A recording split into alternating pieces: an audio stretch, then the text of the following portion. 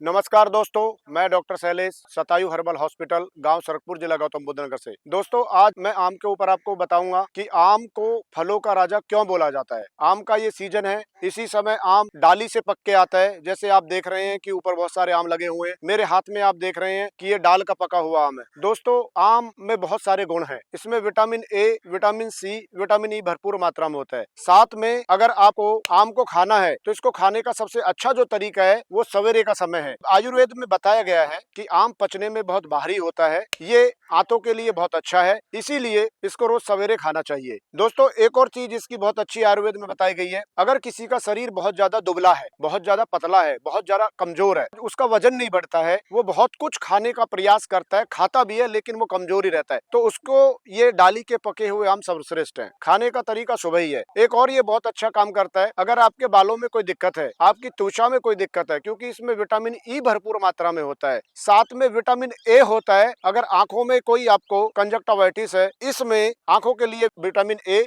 बहुत अच्छा काम करता है। दोस्तों, एंटीऑक्सीडेंटल प्रॉपर्टी भी इसके अंदर होती है, रोग प्रतिरोधक क्षमता ये बढ़ाती है, क्योंकि इसमें विटामिन सी भरपूर मात्रा में है। एक और इसके अंदर एक खासियत होती है, आजकल मैं देख रहा हूँ कि ज्यादातर लोग जो हैं वो पेट की गंभीर बीमारियों से ग्रस्त है। मतलब कब्ज रहती है, एसिडिटी बनती है, गैस बनती है, पेट फूला रहता है, ब्लॉटिंग होती है, खाना अच्छे से हजम नहीं होता है, उनके लिए भी ये डाली से पका हुआ जो आम है ये एकदम सर्वश्रेष्ठ है।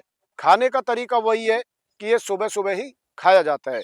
अब यहाँ ध्यान देने वाली बात यह है, ज्यादातर जो आम आ रहे हैं वो आम कैल्शियम कार्बाइड से पकाए जाते हैं, जो कि कच्चे तोड़े जाते फिर पकाए जाते हैं। अगर इस तरह से पके हुए आम बाजार से या कहीं से भी लेके आप खा रहे हैं तो ध्यान दीजिए, आपको कोई भी गंभीर बीमारी हो सकती है। कौन सी गंभीर बीमारी? त्वचा से संबंधित बीमारियां, हृदय रोग हो सकता है, साथ में आपको कैंसर भी हो सकता है। इसलिए जब भी आपको आम खाने का मन है, सवेरे खाएं और पेड़ से पका हुआ डाली का आम खाएं। अब यहाँ आपको मैं बताऊंगा कि इसमें सावधानी क्या बरतनी है। अगर किसी व्यक्ति का अभी ऑपरेशन होके आया किसी भी बीमारी का, कितना ही भी छोटा कितना ही भी बड़ा, तो उसको आम नहीं खाने चाहिए, क्योंकि इसकी तासीर थोड़ी उष्ण बताई गई है। एक और चीज इसमें है, आम का एक और सावधानी है कि इसको कभी भी मैंगो शेक बना के ना पिए, यानी कि दूध के साथ। आयुर्वेद में इसका विरुद्ध आहार के रूप में इसका वर्णन है। अगर आपने दूध के साथ आम को खाया तो ये एक दूसरे के अपोजिट आहार हैं, क्योंकि आयुर्वेद में आम की जो तासीर है वो अलग बताई गई है और दूध की जो तासीर है वो अलग बताई गई है। जब दोनों